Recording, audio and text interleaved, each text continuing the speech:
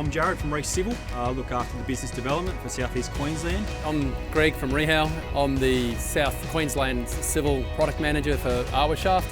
So we're here with REHAU Civil and C Civil to work through training process with the team. Craig from C Civil. I had the luxury of doing the first couple of trial runs on the REHAU pits sort of midway through last year on stage 1. Now we're into stage 2 and been given the go-ahead from Gold Coast Council to install 28 more of them, so yeah. We obviously saw the opportunity that C Civil, being the principal contractor, could utilise this product in lieu of the typical precast or in situ pour method.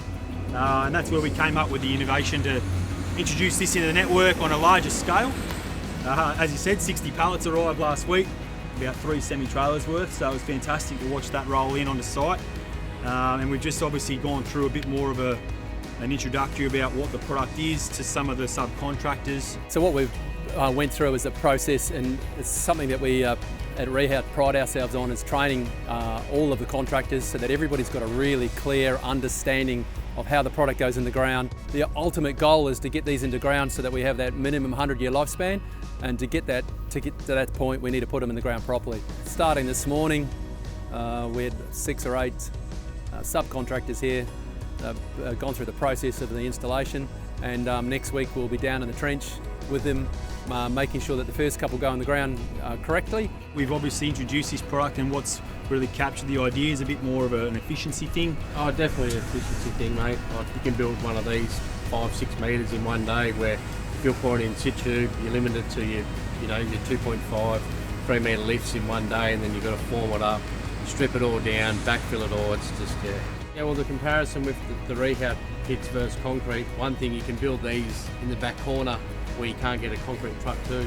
Absolutely. You can just carry these down on a backhoe or an excavator or the back of a ute. Back of a ute, exactly. Yep. Where you can't get a concrete truck to because it's wet, water charged ground or whatever. Concrete's expensive.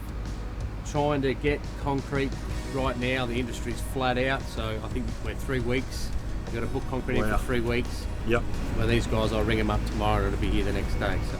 And the stock holding throughout the REHAU network is huge, and it's a real benefit to REHAU as a supplier through that REHAU network. It gives us a massive advantage on ground. Yeah. And they're lightweight, so you can just drive a ute up to them, pick them up, put them onto a ute and take them where you've got to go. Where if it was precast, you'd need a backhoe or a loader to move the precast around. That's right. Looking at the Awashaft from a whole of life perspective is something that councils are starting to really focus on. The Awashaft, as it stands today, we're looking at a minimum 100-year design life. Concrete, typically in a sewer system, if it's got a little bit of gas attack, will deteriorate over time. But I've also seen manholes that have lasted very, very poorly, and some of them are shorter life as 5 years. This is where Awashaft can really come in and give the Queensland councils an assured asset for that long life, whole of life solution. And that's really where these things, as large holes in the ground, are really proving to be a massive asset for the future.